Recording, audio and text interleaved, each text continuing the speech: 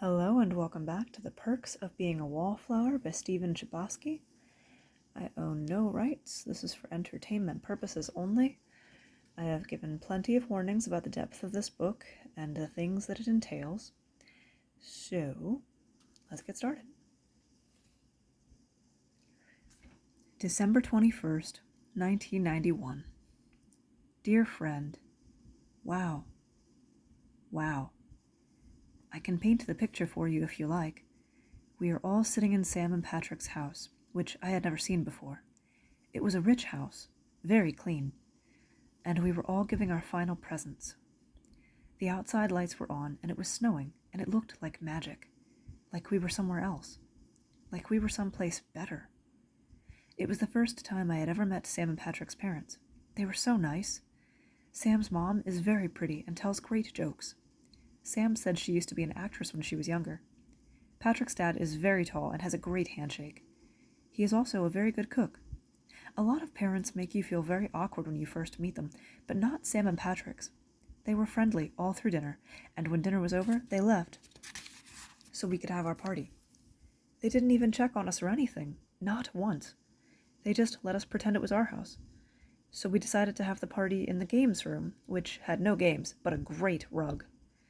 When I revealed that I was Patrick's Secret Santa, everyone laughed because everyone knew, and Patrick did his best impersonation of being surprised, which was nice of him.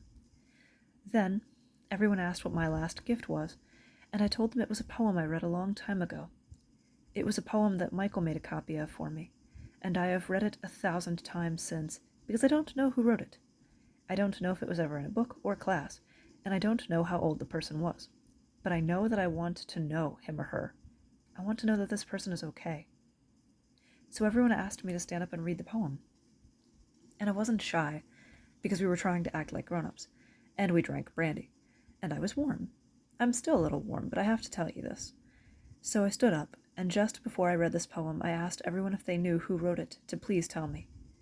When I was done reading the poem, everyone was quiet. A very sad quiet. But the amazing thing was that it wasn't a bad sad at all. It was just something that made everyone look around at each other and to know that they were there. Sam and Patrick looked at me, and I looked at them, and I think they knew. Not anything specific, really. They just knew. And I think that's all you can ever ask from for a friend. That's when Patrick put on the second side of the tape I made for him and poured everyone another glass of brandy. I guess we all looked a little silly drinking it, but we didn't feel silly. I can tell you that. As the songs kept playing, Mary Elizabeth stood up, but she wasn't holding a suit coat. It turns out that she wasn't my Secret Santa at all. She was the Secret Santa to the other girl with the tattoo and belly button ring, whose real name is Alice. She gave her some black nail polish that Alice had her eye on, and Alice was very grateful. I just sat there looking around the room, looking for the suit coat, not knowing who could possibly be holding it. Sam stood up next, and she gave Bob a handcrafted Native American marijuana pipe, which seemed appropriate. More people gave more gifts, and more hugs were exchanged, and finally it came to the end. No one was left except for Patrick, and he stood up and walked into the kitchen. "Does anyone want any chips?" Everyone did, and he came out with 3 tubes of Pringles and a suit coat. And he walked up to me, and he said that all the great writers used to wear suits all the time. So I put on the suit, even though it didn't feel like I really deserved to, since all I write are essays for Bill. But it was such a nice present, and everyone clapped their hands anyway. Sam and Patrick both agreed I looked handsome. Mary Elizabeth smiled. I think it was the first time in my life I ever felt like I looked good. Do you know what I mean?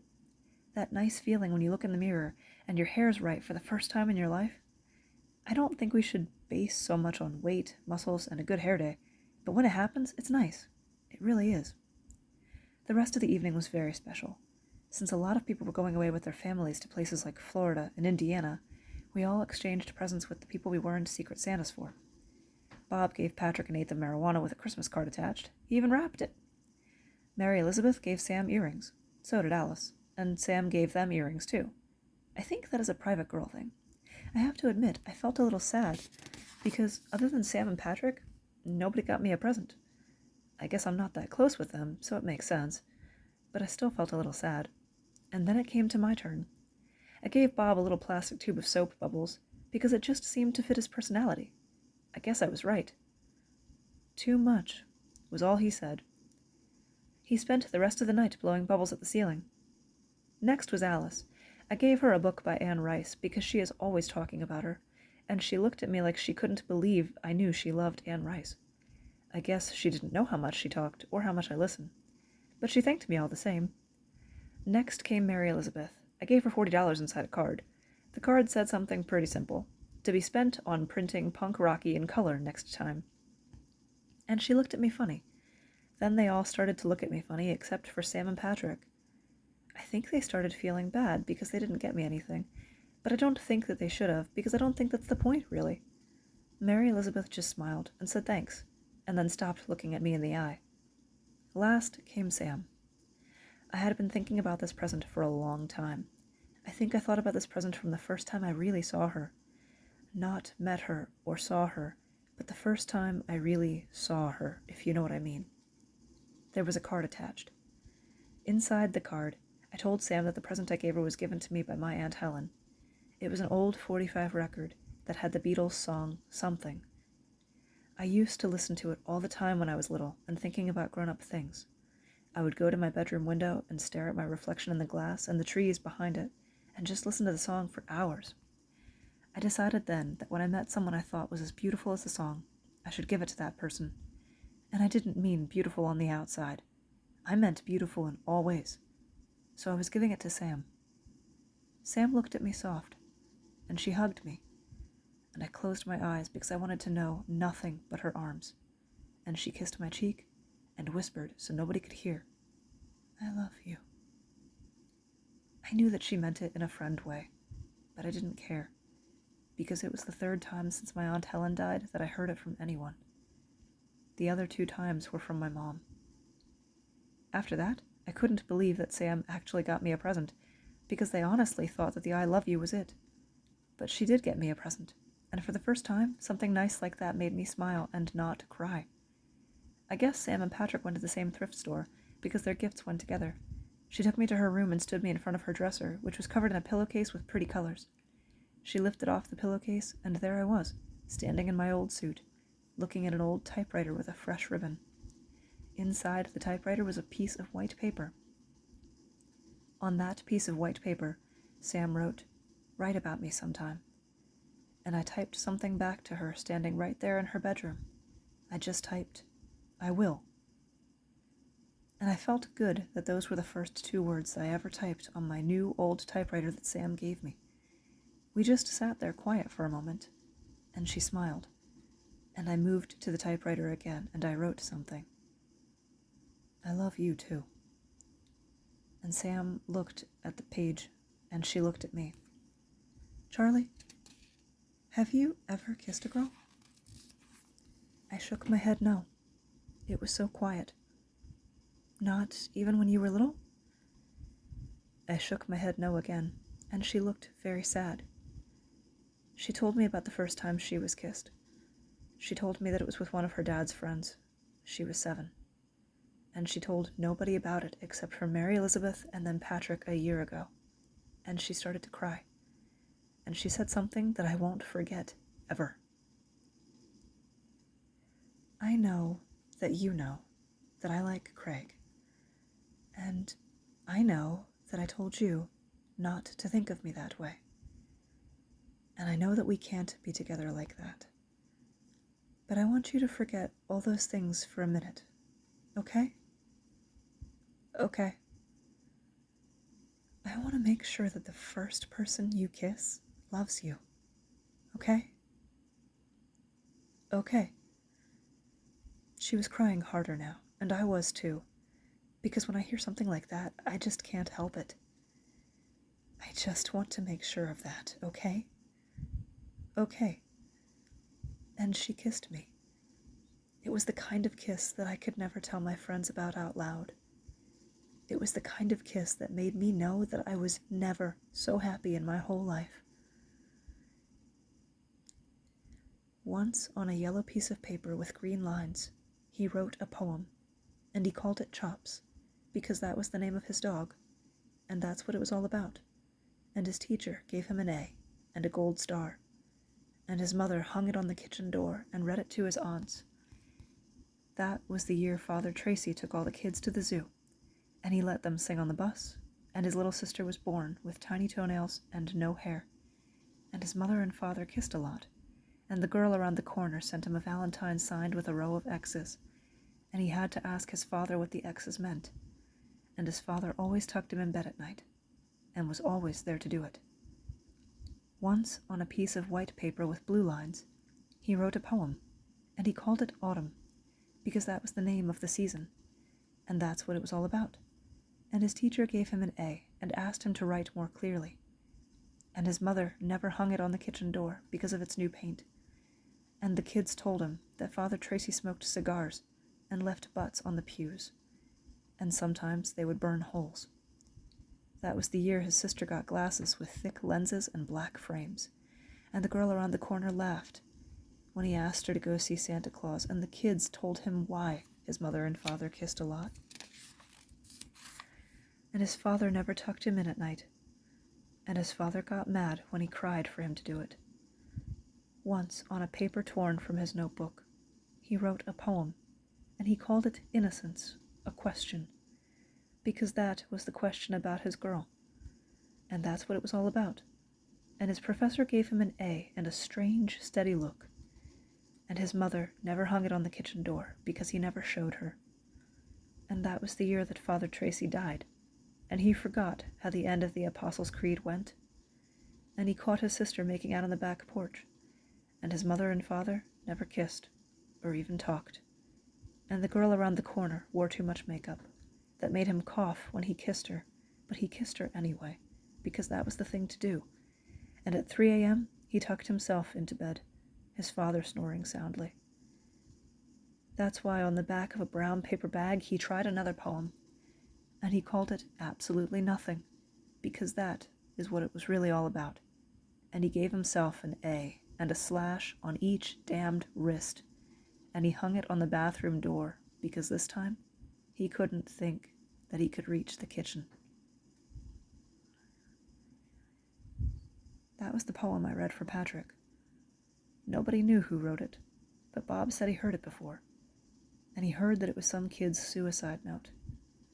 I really hope it wasn't, because then I don't know if I like the ending. Love always, Charlie.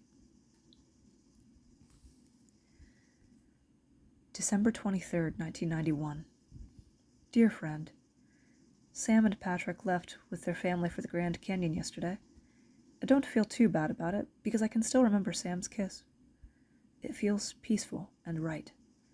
I even considered not washing my lips like they do on TV, but then I thought it would get too gross. So instead I spent today walking around the neighborhood. I even got out my old sled and my old scarf. There is something cozy about that for me. I walked over to the hill where we used to go and sled. There were a lot of little kids there.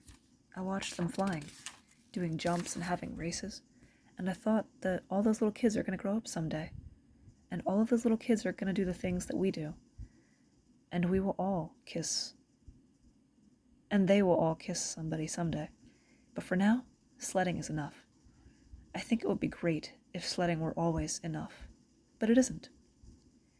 I'm really glad that Christmas and my birthday are soon, because that means that they will be over soon, because I can already feel myself going to a bad place I used to go.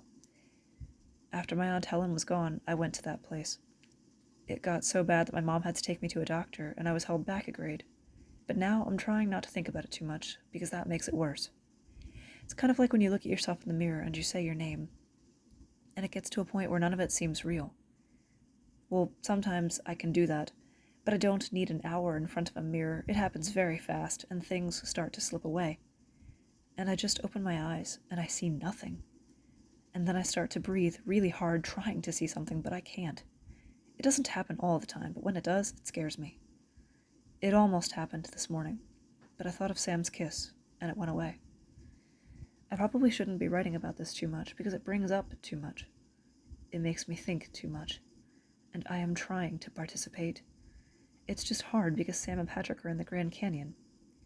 Tomorrow I'm going with my mom to buy presents for everyone, and then we are celebrating my birthday. I was born on December 24th. I don't know if I ever told you that. It's a strange birthday to have because it's so close to Christmas.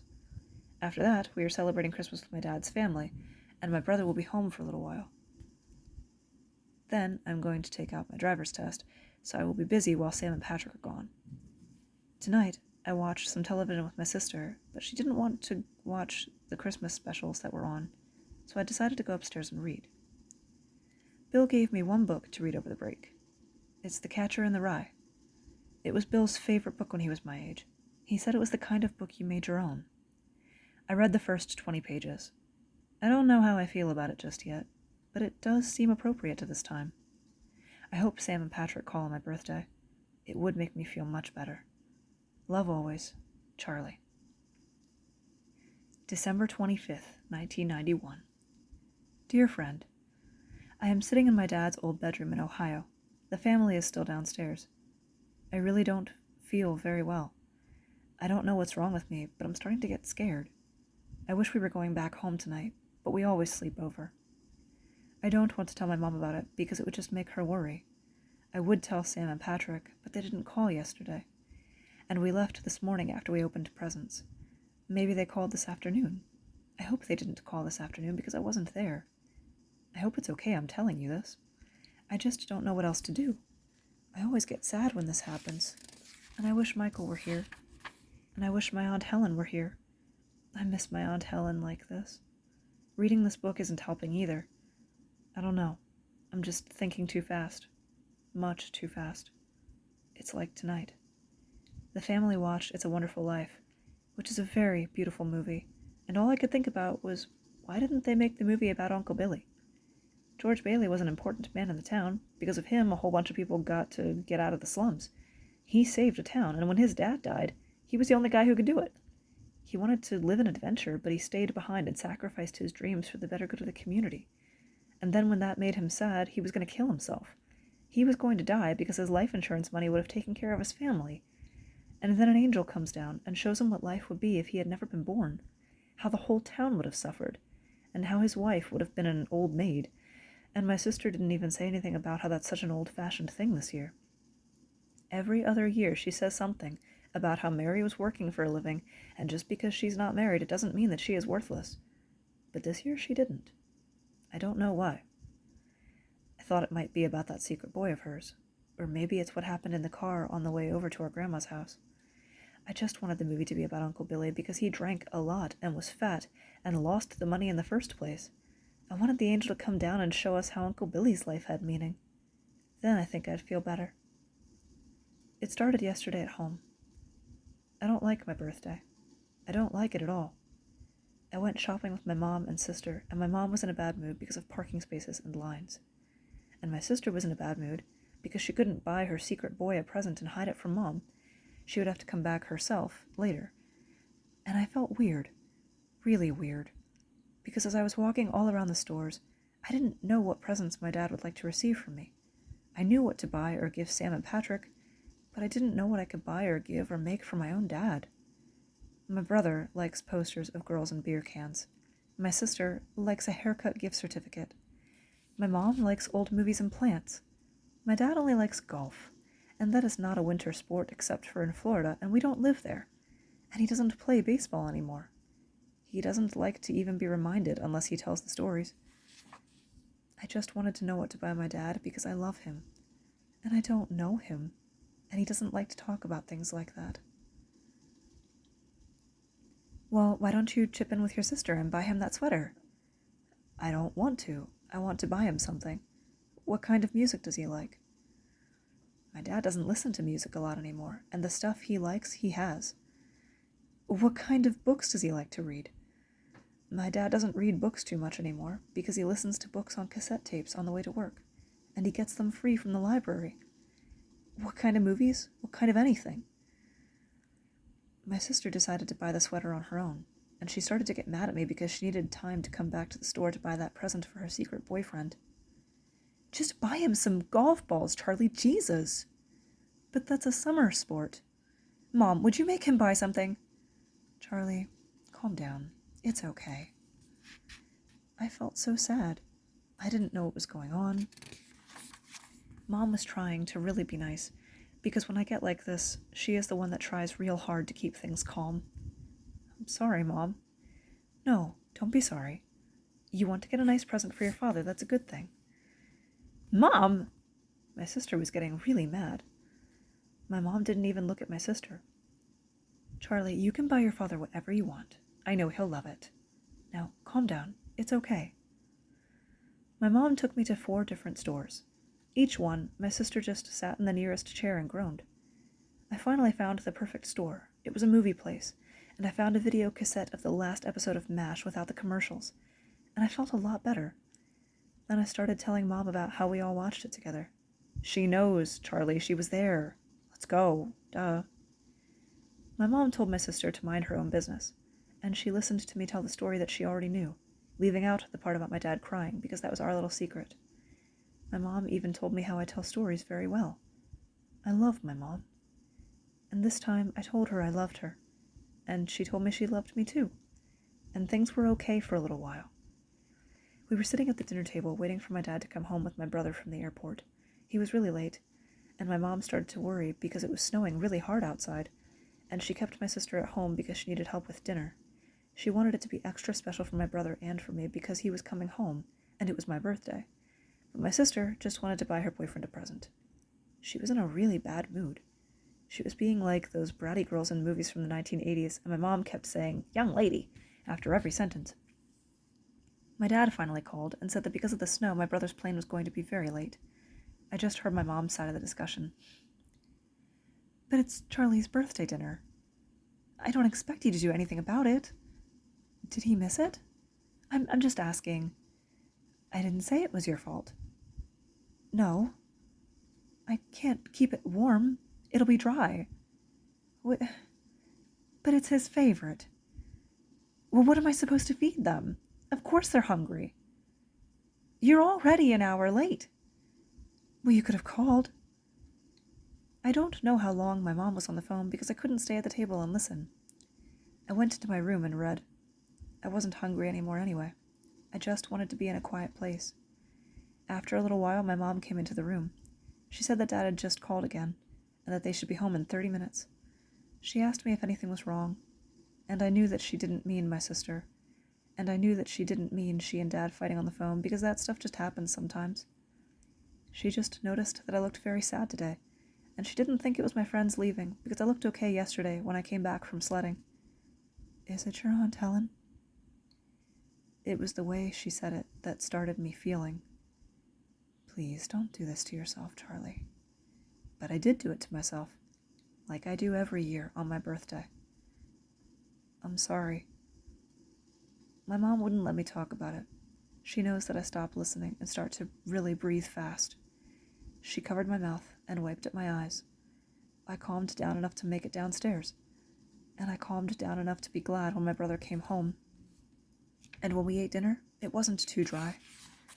Then we went outside to pull up luminaria, which is an activity where all our neighbors fill brown paper bags with sand and line the street with them. Then we stick a candle in the sand of each bag, and when we light the candles, it turns the street into a landing strip for Santa Claus. I love putting luminaria up every year because it's very beautiful, and a tradition and a good distraction for my birthday. My family gave me some really nice birthday presents. My sister was still mad at me, but she got me a Smith's record anyway. And my brother got me a poster signed by the whole football team. My dad gave me some records that my sister told him to buy, and my mom gave me some of the books that she loved when she was a kid.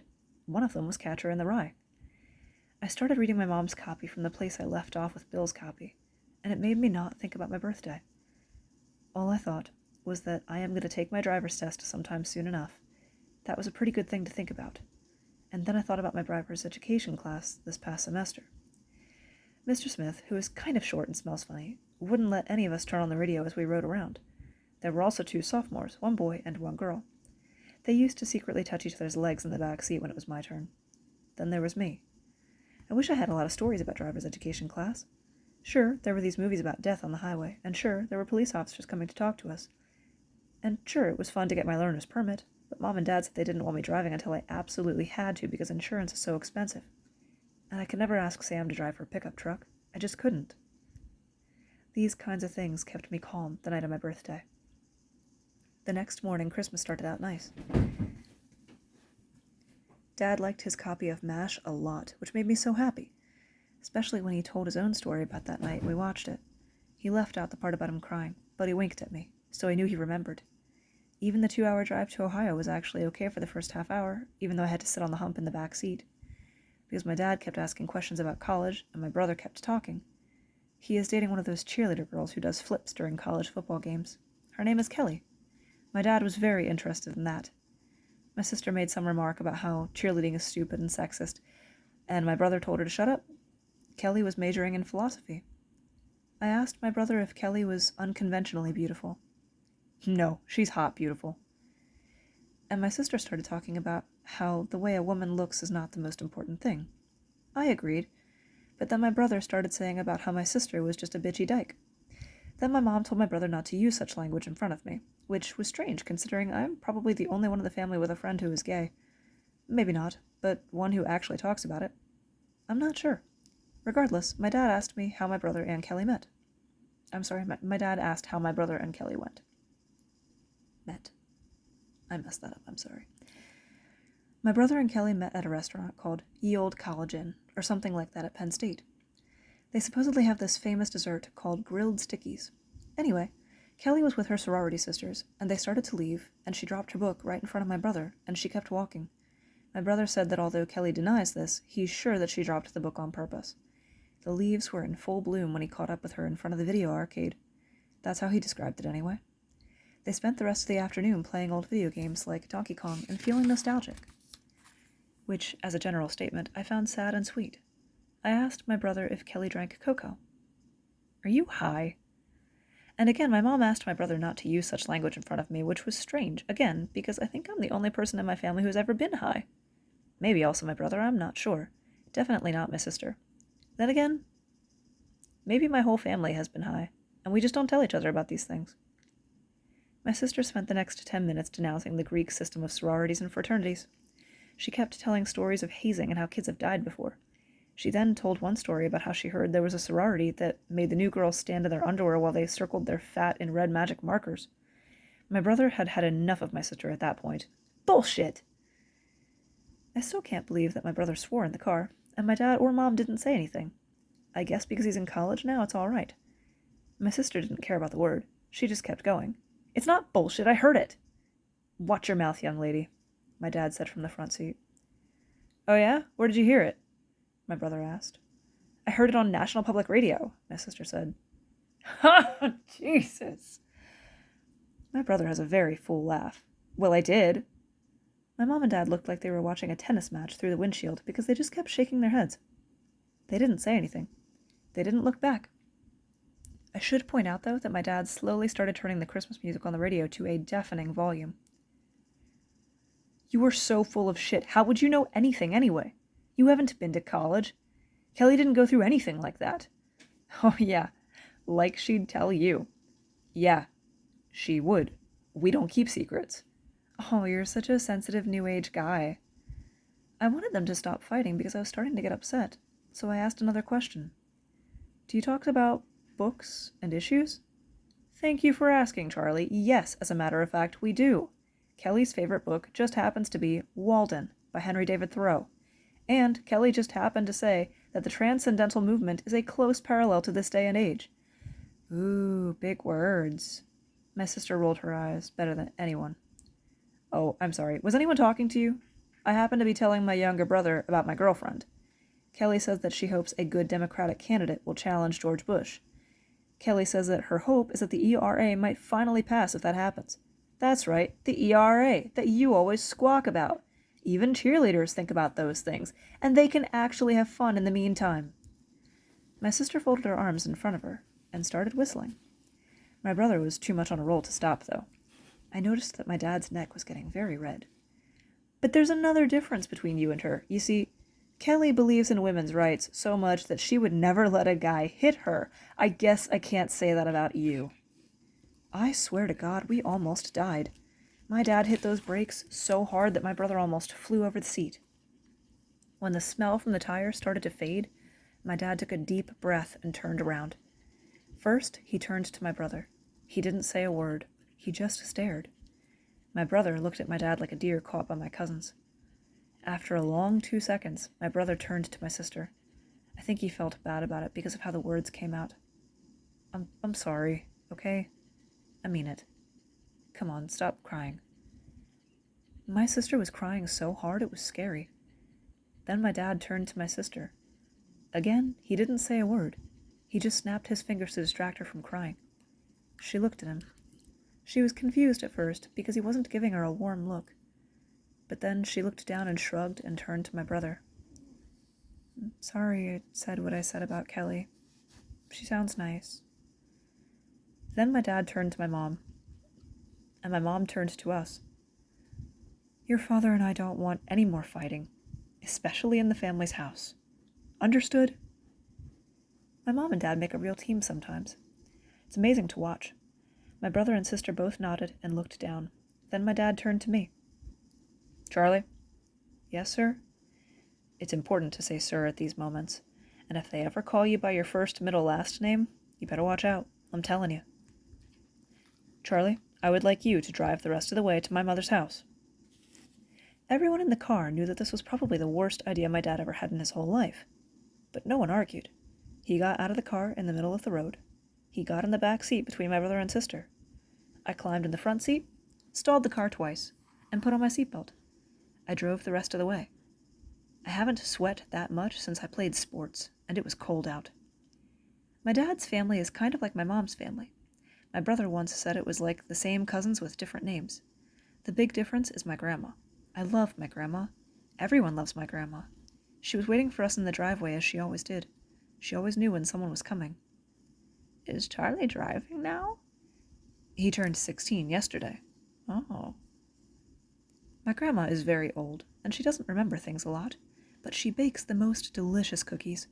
When I was very little, we had my mom's mom, who always had candy, and my dad's mom, who always had cookies. My mom told me that when I was little, I called them Candy Grandma and Cookies Grandma. I also called Pizza Crust Pizza Bones. I don't know why I'm telling you this. It's like my very first memory, which I guess is the first time I was aware that I was alive. My mom and my Aunt Helen took me to the zoo. I think I was 3. I don't remember that part. Anyway, we were watching these 2 cows, a mother cow and its baby calf. And they didn't have a lot of room to walk around. Anyway, the baby calf was standing right underneath its mother, just kind of walking around, and the mother cow took a dump on the baby calf's head. I thought it was the funniest thing I had ever seen in the whole world, and I laughed about it for 3 hours. At first, my mom and Aunt Helen kind of laughed too, because they were happy that I was laughing. Supposedly, I didn't talk hardly at all when I was a little kid, and whenever I seemed normal, they were happy. But into the 3rd hour, they were trying to make me stop laughing, but it only made me laugh harder. I don't think it was really 3 hours, but it seemed like a long time. I still think about it every now and then. It seems like a rather auspicious beginning. After hugs and handshakes, we went into my grandma's house, and the whole dad's side of the family was there.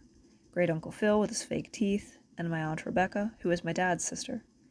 Mom told us that Aunt Rebecca just got divorced again, so we shouldn't mention anything.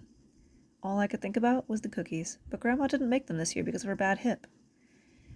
We all sat down and watched television instead, and my cousins and my brother talked about football, and my Great Uncle Phil drank, and we ate dinner. And I had to sit at the little kids' table because there are more cousins on my dad's side of the family. Little kids talk about the strangest things. They really do. After dinner is when we watched It's a Wonderful Life, and I started feeling more and more sad. As I walked up the stairs to my dad's old room, I was looking at old photographs, and I started thinking that there was a time when these weren't memories, that someone actually took that photograph, and the people in that photograph had just eaten lunch or something. My grandma's first husband died in Korea. My dad and my Aunt Rebecca were very young, and my grandma moved with her 2 kids to live with her brother, my Great Uncle Phil. Finally, after a few years, my grandma was feeling very sad because she had these 2 little kids and she was tired from waitressing all the time. So one day she was working at this diner where she worked, and this truck driver asked her out on a date. My grandma was very, very pretty in that old photograph kind of way. They dated for a while, and finally they got married. He turned out to be a terrible person. He hit my dad all the time, and he hit my Aunt Rebecca all the time, and he really hit my grandma. all the time. And my grandma really couldn't do anything about it, I guess, because it went on for 7 years. It ended finally when my great-uncle Phil saw bruises on my Aunt Rebecca and finally got the truth out of my grandma. Then he got a few of his friends together from the factory, and they found my grandma's second husband in a bar, and they beat him up really, really bad. My great-uncle Phil loves to tell the story when my grandma isn't around. The story keeps changing, but the main point is still the same. The guy died 4 days later in the hospital. I still don't know how my great-uncle Phil missed going to jail for doing what he did. I asked my dad once, and he said that the people lived around the neighborhood understood that sometimes things had nothing to do with the police. He said that if someone touched your sister or your mother, they paid the price, and everyone looked the other way. It's just too bad that it went on for 7 years, because my Aunt Rebecca went through the same kind of husbands. My Aunt Rebecca had it different, though, because neighborhoods change. My great-uncle Phil was too old, and my dad left his hometown. She had to get restraining orders instead. I think about what my 3 cousins, who are Aunt Rebecca's children, will turn out like. 1 girl and 2 boys. I get sad, too, because I think that the 1 girl will probably end up like my Aunt Rebecca, and the 1 boy will probably end up like his dad. The other boy might end up like my dad, because he can really play sports, and he had a different dad than his brother or sister. My dad talks to him a lot and teaches him how to throw and hit a baseball. I used to get jealous about this when I was a little kid, but I don't anymore, because my brother said that my cousin is the only one in his family who has a chance. He needs my dad. I guess I understand that now. My dad's old room is very much the way he left it, except more faded. There is a globe on a desk that has been spun a lot, and there are old posters of baseball players, and old press clippings of my dad winning the big game when he was a sophomore. I don't know why, but I really understood why my dad had to leave this house. When he knew my grandma would never find another man because she was through trusting and would never look for anything else because she didn't know how, and when he saw his sister start bringing home younger versions of their stepfather to date, he just couldn't stay. I laid down in his old bed, and I looked through the window at his tree that was probably a lot shorter than when my dad looked at it, and I could feel what he felt on the night when he realized that if he didn't leave, it would never be his life. It would be theirs. At least that's how he put it.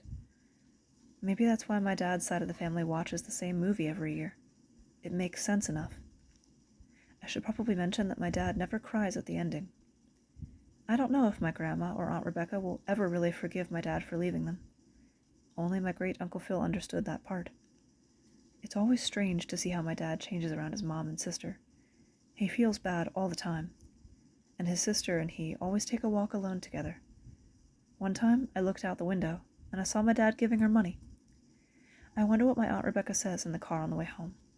I wonder what her children think. I wonder if they talk about us. I wonder if they look at my family and wonder who has a chance to make it. I bet they do. Love always, Charlie. We'll stop there, and we'll talk about the day after Christmas next time.